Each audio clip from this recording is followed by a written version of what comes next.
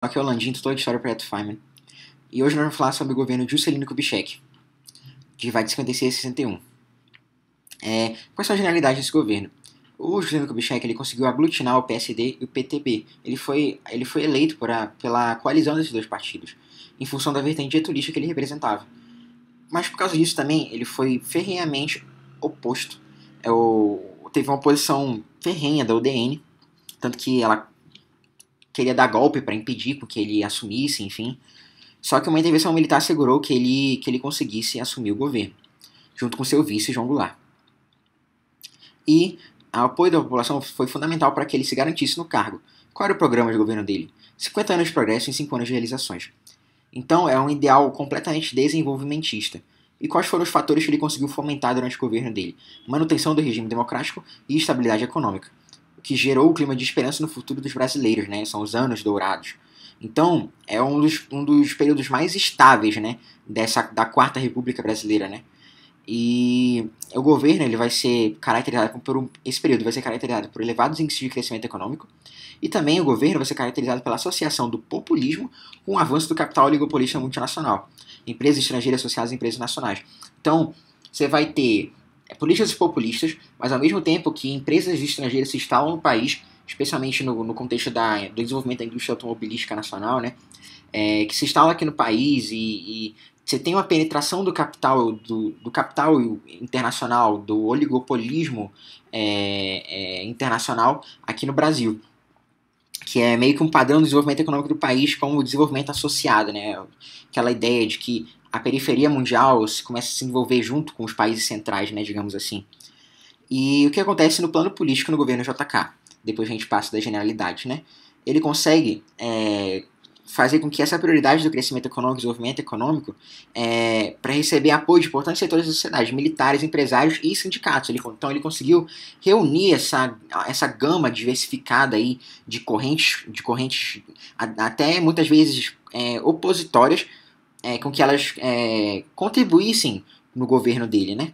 Então ele consegue manter o sindicato sob controle, atender às reivindicações das Forças Armadas, indica o general Lott, que era um legalista ministro da guerra, apoia as Forças Armadas na mudança de eixo sobre segurança e defesa, porque eles queriam uma estratégia de contra-insurreição interna.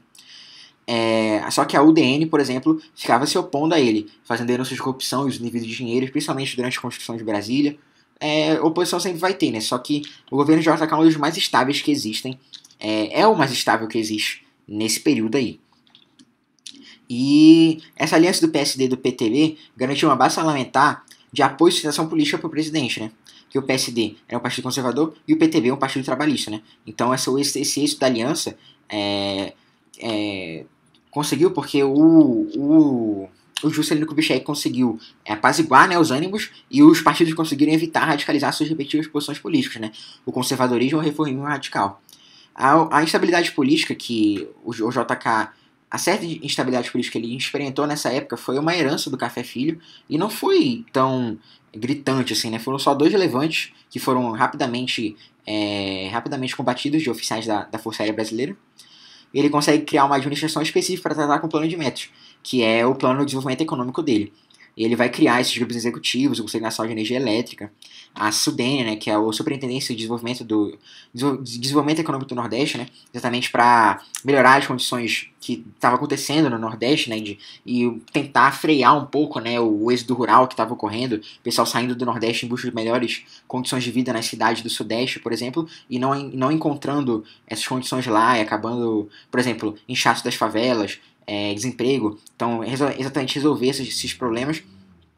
E o Brasil experimentou um crescimento econômico, né? Ampliação dos números de trabalhadores urbanos por causa daquele êxodo rural, né? Tornando as atividades sindicais mais intensas. Só que aí, esse final do governo, apesar de ter esse crescimento econômico, essa estabilidade, esse final do governo ficou caracterizado pelo esgotamento do modelo econômico adotado e aumento dos desequilíbrios regionais do Centro-Sul. Então, teve um endividamento do Estado e inflação. Isso vai gerar uns problemas para os próximos governos, né? Por isso que ele não fez sucessor, né? A oposição ganhou, e com o político Jânio Quadros, que não era da UDN, mas que era apoiado pela UDN. Por isso que é uma vitória da UDN, né? Como é que então era o governo JK especificamente no plano econômico? ele vai adotar uma postura nacional desenvolvimentista, bem na linha de como era com Vargas, como era com, enfim, nessa linha getulista mesmo, né? Então ele vai focar os investimentos nos setores de indústria de base, energia, transporte, educação e alimentação. Essa política econômica dele foi resumida no programa de metas. Então, são as metas econômicas que eles teriam que atingir, né? E essas metas elas eram, digamos, integradas, né?